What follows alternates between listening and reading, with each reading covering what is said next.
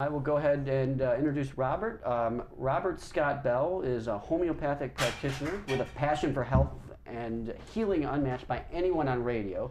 He personally overcame numerous chronic diseases using natural healing principles and has dedicated his life to revealing the healing power within all of us. Each week, Robert Scott Bell empowers his listeners with healing principles that can aid in physical, emotional, mental, spiritual, economic, and yes, even political healing. Robert hosts the fastest 2 hours of healing information on radio, dealing with everyday health issues from the perspective of alternative and holistic healthcare. Robert Scott Bell tackles the tough issues and shows no fear when confronting government and corporate bullies who would stand in the way of health freedom. So I'm very excited to introduce Robert. Robert, are you there? Yes, Paul, thanks. Glad to be with you. Yes, it's great to have you.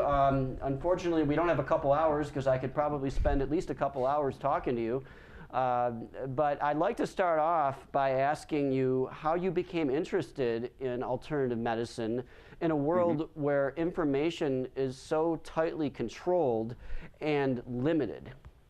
Well, it's just like this. Suffering brings about awareness, and I don't induce suffering on people. I try to relieve their suffering, but much of modern medicine, which is government-sanctioned medicine, FDA-approved monopoly medicine, was how I was raised, and because of that, I had many ailments from the day I was born, back when the doctors, like the gods that they claimed to be, pretended that breast milk was no good, and they had this stuff in a can. I don't know if you remember the powdered stuff. And I was really a smart baby. And if you wonder how I knew, it's because I projectile vomited that stuff out as fast as they put it in me. You're like, did he read the label? Yeah. Well, the honest truth is that your body knows a lot more than the government does, and even your doctor, and we got to get back to listening to it. It took me 24 hard years, 18, 19 suffering years before I gave up on government medicine, basically. And then I met a homeopathic doctor that immigrated to the United States for freedom, in fact, from Belgium. I studied with him for over 10 years and began to undo the 24 years of illnesses, ailments, medicines, drugs, shots, surgeries that I had for my entire young life from the time I was a baby. So I had to learn that what the government told me, and I learned this the hard way, was absolutely the opposite was true. And my body was the testing ground. And over the years, ended up finding I couldn't stop speaking about what I had learned. And I ended up going into broadcast media as well as becoming a homeopath, and been doing that since 1999. In fact, had Dr. Paul, Congressman Ron Paul, on many times over the years since the early 2000s, following a physician that was always open to natural medicine, integrative, and even homeopathic medicine, which was unusual among the medical professions. And he always was supportive of the free market for all forms of healing, which is really the solution to, we don't have a healthcare crisis, by the way. We have a crisis of disease management, which inevitably springs from monopoly medicine. So Dr. Paul has been inspiring to me as a physician who has been completely open to this message and been very forthcoming with information. And in fact, a dear friend of mine, Jonathan Emord, who's an FDA, not an attorney for the FDA, but he's attacked and beaten the FDA a record 7 times in court, has written a number of legislations for Dr. Paul, including the Health Freedom Act, the Health Freedom Protection Act, that would establish, or let's say decommission the monopoly and allow freedom back into the healing realm where it belongs. To expand on some of what you were talking about, I am curious to know how the FDA, the medical industrial complex, and state licensure laws have affected the way that alternative practitioners actually conduct their businesses, and if you could share any personal stories either from yourself or other practitioners that you know who have endured hardship as a result of these types of laws. Yeah, when I first got on the airwaves, it was back in 1994, and I brought up some issues about cancer, about vaccinations, even about the controversy of AIDS, that the official story is definitely not what we were told as the government had led us to believe.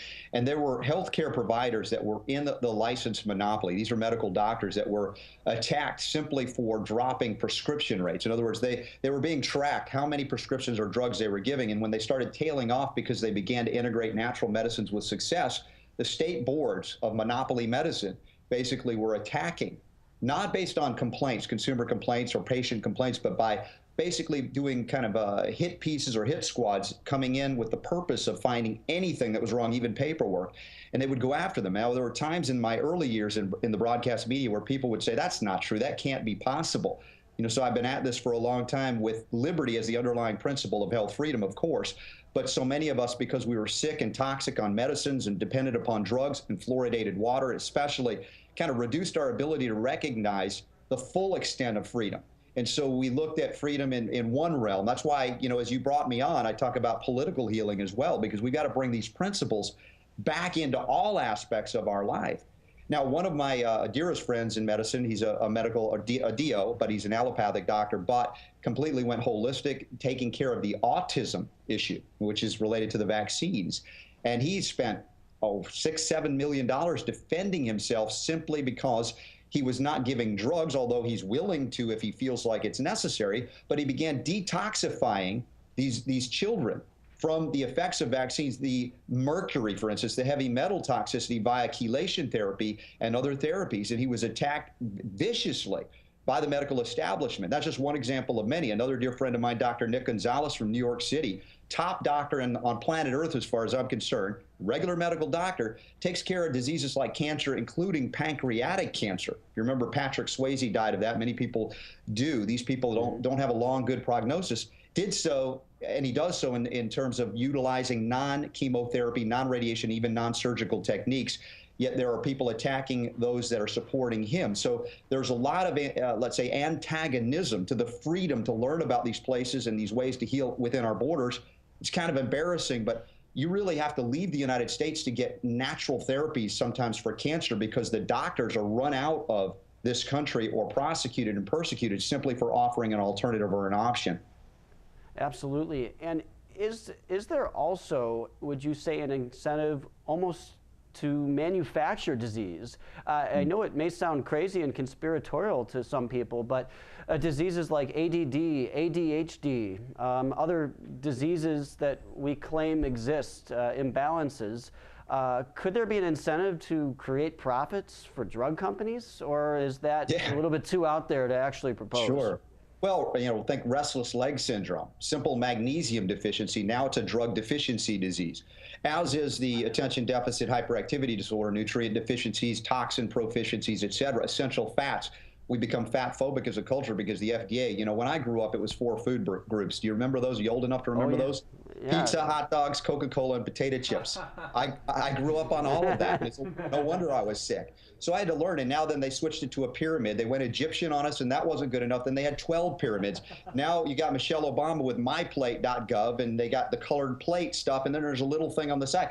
They have no earthly idea how to feed themselves, much less feed us, yet they're attacking farmers. Earlier in the broadcast, I noticed you brought up the issue of Dan Algier, and he's an Amish farmer outside of Washington, D.C. area in Maryland. And I was front and center on the Raw Milk Freedom Riders campaign. They were literally moms, super moms, I call them, that were going up to Maryland to bring, actually they were going to Pennsylvania where the farm is, and bringing raw milk across state lines, which supposedly violates the Interstate Commerce Clause of, as the FDA interprets it.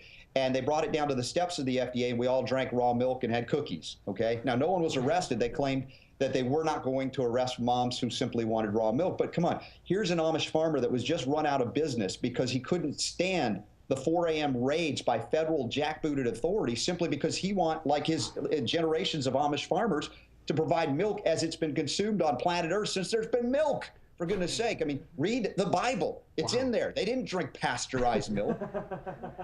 But this is the kind of insanity we're dealing with, and that's why I call them the Fear and Death Administration. Yeah, well, I just want to say we're going to have to wrap up in just a few seconds, but I wanted to thank you for coming on, and if you just you have a bit to give our viewers a way to find you and where they can learn more about what you do and where they can listen to your program. Well, we have a blast 6 days a week now, Sundays on GCN, and Monday through Friday through naturalnewsradio.com. You can link to all the archives, hundreds of hours to catch you up at robertscottbell.com. And I hope to see all our Southern California listeners down in Long Beach next week, March 2nd through 4th, for the Health Freedom Expo. I expect to see a lot of Ron Paul swag out there amongst the health freedom people in Long Beach next week. Also, say hi to the rally groups out there. Raleigh Rally, I should say. My wife will kill me if she hears me say it wrong. For Ron Paul coming up March 24th. Also, I want to say hi to Mom. She's going to be a delegate for Ron Paul. She's 78. She's from Israel.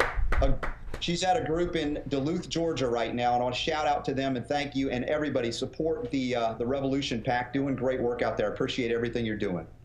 Okay, well, thanks so much. Really, really appreciate having you. And actually, I do want to, we could fit in one more question, actually, because I really wanted to get this out. What would you say is the greatest health myth that is currently out there that, besides, it used to be the 4 food groups that you mentioned, but what do we think is true that really isn't? I'd say that vaccines prevent disease. I know that's a shocker for even a lot of people that are in the Ron Paul crowd and liberty community, but we've been lied to, folks, big time by the medical establishment. I did a 10-hour audio and downloadable seminar on vaccines with my dear friend John Rappaport, who's written a number of books on this, investigative journalist.